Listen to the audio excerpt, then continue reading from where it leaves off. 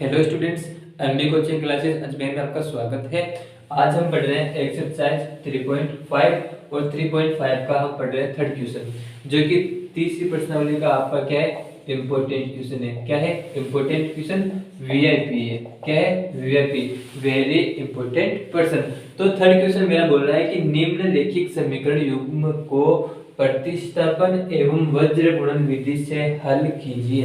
यानी कि समीकरण 1 और समीकरण 2 को मेरे पास प्रतिस्थापन विधि से x और y की क्या करना है, मान निकालना है, और एक बार वज्र गुणन विधि से x और y की क्या करना है, मान निकालना है। तो देखिए मैं नाम दे देता हूँ समीकरण 1 और समीकरण 2। तो सबसे पहले मैं सॉल्यूशन स्टार्ट करता हूँ, तो लिखूंगा प्रतिस्थापन विधि। तो मैंने लिखा कि प्रतिस्थापन विधि से, और मैंने आपको बोल रखा है कि मैंने इसका एक और नाम रखा, और मैंने इसको नाम दिया छेड़ो विधि। क्या नाम दे दिया? छेड़ो विधि। अब ये मैंने नाम क्यों दिया वो भी बात करेंगे अभी। तो देखिए प्रतिस्थापन विधि के अंदर आपको समीकरण 1 या 2 किसी एक समीकरण को छेड़ना है सबसे पहले। तो मैंने सबसे पहले छेड़ा समीकरण 1 को, क्योंकि एक ही पहली बार आ गई, मैंने छेड़ दिया समीकरण 1 को। तो मैंने लिखा समीकरण 1 से। अब समीकरण 1 है मेरा कि 8x + 5y = 9। ओके, अब देखिए आपको यहाँ पे रखना है किसी एक चर को, x और y में से किसी एक चर को आप रखोगे, बाकी को क्या करोगे, फेंकोगे। मैं यहाँ पे रख लेता हूँ x को। किसको रखूंगा? x को। तो मैंने यहाँ पे पहले लिखा कि 8x = 9। अब ये 5y प्लस का उधर जाएगा तो -5y। अब ये 8 मल्टीप्लाई में है तो कहाँ जाएगा, डिवाइड हो जाएगा। कहाँ जाएगा? डिवाइड में। तो ये मेरी नई समीकरण बनी, मैंने इसको नाम दे दिया इक्वेशन थर्ड। कह दिया इक्वेशन थर्ड। अब देखो मैंने समीकरण 1 को छेड़ लिया है, अब आपको छेड़ना है 2 को। किसको छेड़ना है? 2 को। तो आप लिखोगे समीकरण 3 का मान 2 में रखने पर।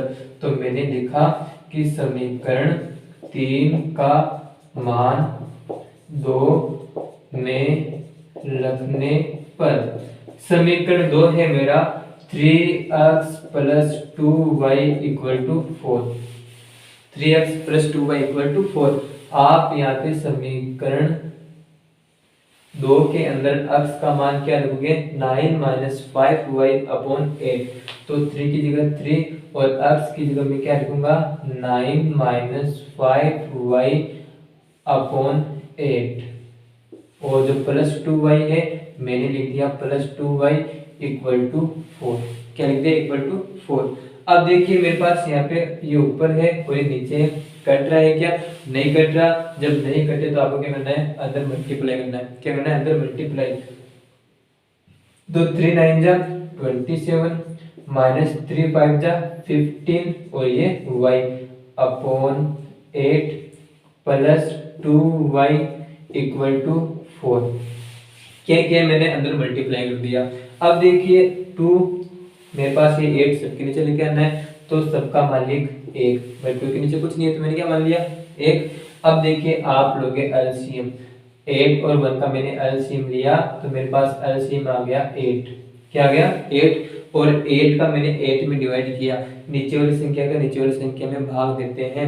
तो 8 का 8 में डिवाइड किया तो 1 टाइम, और 1 को इससे मल्टीप्लाई करना, क्योंकि 8 के ऊपर ये वाली संख्या है और मैं 1 को इससे मल्टीप्लाई किया तो मेरे पास 27 - 15y, और ये प्लस, अब 1 का डिवाइड किया 8 में तो 8 टाइम, और 8 को 2 से मल्टीप्लाई किया तो 16y।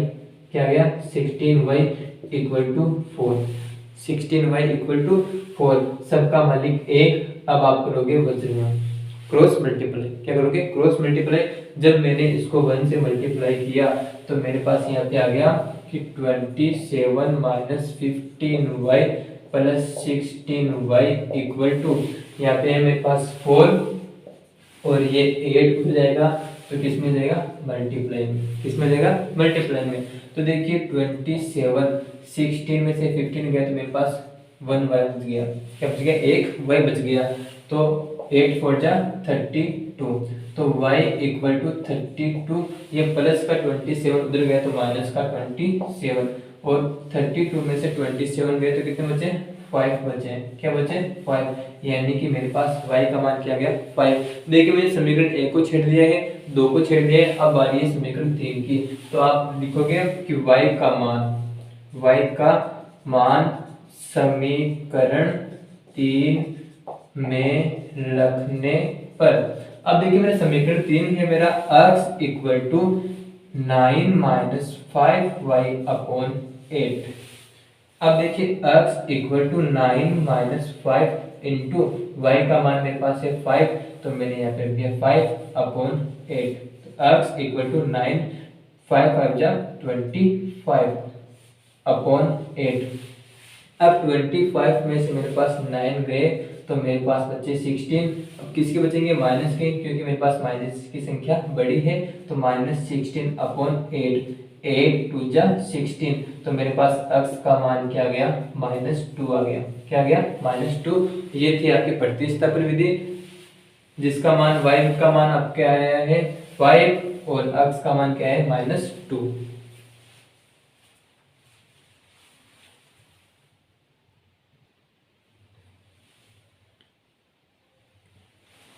तो अब देखिए हम करेंगे वज्र गुणन विधि से। अब हमारा आता है वज्र गुणन विधि से, यानी क्रॉस मल्टीप्लाई मेथड। अब देखिए मैंने आपको वज्र गुणन विधि के अंदर बता रखा है कि मेरे पास समीकरण में इधर मेरे पास राइट हैंड साइड के अंदर मेरे पास होना चाहिए 0। क्या होना चाहिए? 0।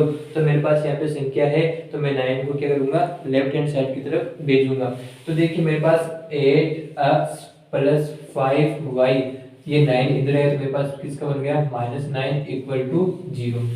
ध्यान रखना वज्र गुणन विधि के अंदर आपको यहाँ पे बराबर में 0 होना चाहिए। अगर कोई भी एक संख्या है तो आप इसको पक्षांतर करोगे, ट्रांसफर करोगे।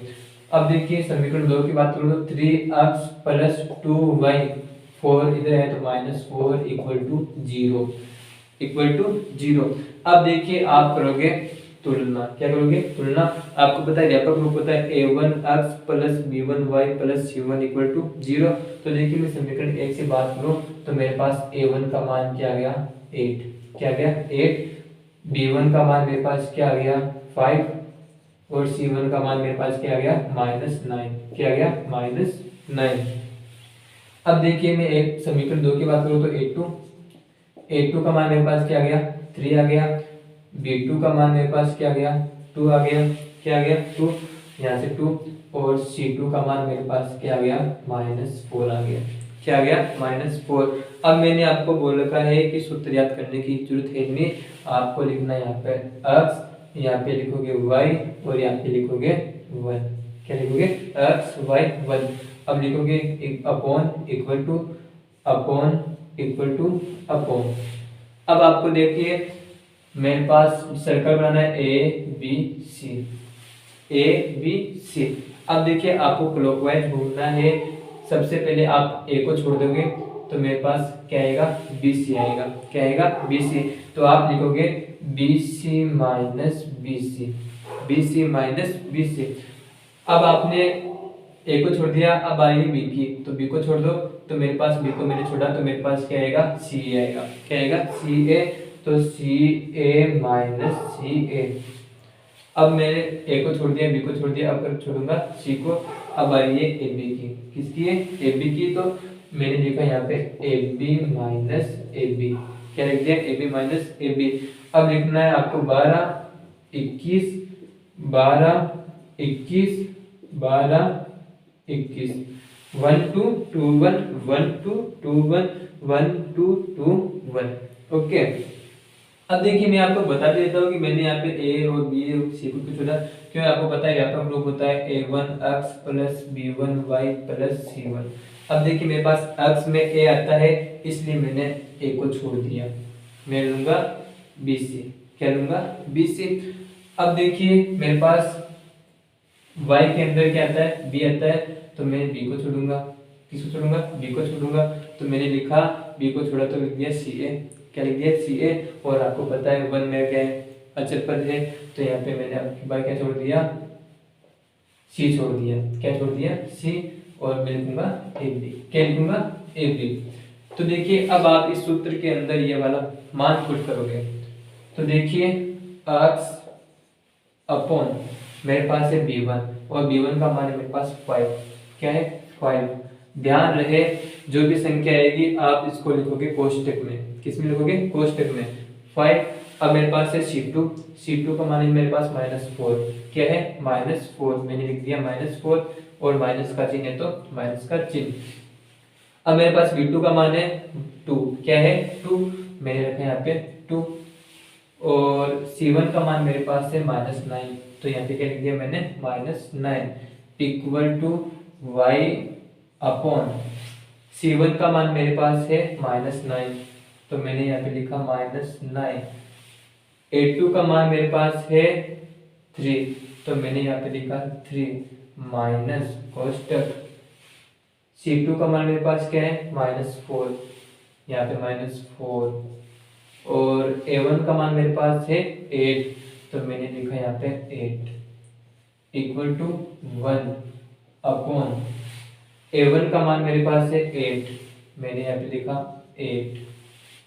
आप यहाँ पे इक्वल टू है, यहाँ पे क्या है? इक्वल टू 8 और B2 का मान मेरे पास क्या है? B2 का मान है 2 मैंने यहाँ पे रखा 2 जगह लिए। थोड़ा सा मैं इसको ऐसे कर देता हूँ माइनस A2 का मान मेरे पास है 3 मैंने यहाँ पे लिखा 3 और B1 का मान मेरे पास है 5। क्या है? 5 मैंने यहाँ पे लिख दिया 5। आप मान एक बार चेक कर लेना रखने के बाद में कि मेरे पास B1 का मान मेरे पास 5 है, C2 का मान मेरे पास -4 है, B2 का मान मेरे पास 2 है, C1 का मान मेरे पास -9 है और C1 का मान -9, A2 का मान आपका 3 है और C2 का मान -4 है, A1 का मान मेरे पास 8 है, A1 का मान 8, B2 का मान आपके पास 2 है और A2 का मान है 3 और B1 का मान मेरे पास क्या है? 5 है। अब आप करोगे इनको सोल्व। क्या करोगे? सोल्व। देखिए प्लस माइनस माइनस 5 4 जा 20 माइनस माइनस प्लस 9 2 जा 18 9 2 जा 18 equal to y upon minus plus आपका क्या हो गया? -9 3 जा 27 माइनस माइनस आपका क्या हो गया? प्लस हो गया 4 8 जा 32 इक्वल टू 1 अपॉन 8 2 जा 16 माइनस 5 3 जा 15 5 3 जा 15 तो x अपॉन मेरे पास यहाँ पे क्या बचेगा? -2 इक्वल टू y अपॉन -27 में से 32 गए तो मेरे पास प्लस क्या? 5 क्योंकि बड़ी संख्या में क्या है? प्लस की है। 6 देखिए 1 और 16 में से 15 गया मेरे पास क्या बचा? 1। अब आपको लेना है कि एक बार तो x के बराबर में लिखना है इसको और एक बार y के बराबर में इसको लिखना है। तो मैं करता हूँ x upon -2 equal to 1 upon 1। आपको करना है क्रॉस मल्टीप्लाई। x को 1 से किया तो x और 1 को -2 से किया तो -2 यानी x का मान मेरे पास क्या आ गया? -2 और y अपॉन 5 है। क्या है? y upon 5 equal to 1 upon 1 करोगे क्रॉस मल्टीप्लाई। y को 1 से मल्टीप्लाई किया तो मेरे पास क्या आ गया? y आ गया अपॉन और 5 को 1 से मल्टीप्लाई किया तो मेरे पास क्या बच गया? 5। इस प्रकार मेरे पास x का मान -2 और y का मान मेरे पास क्या है? 5 आया है। तो इस प्रकार से आपका क्वेश्चन था।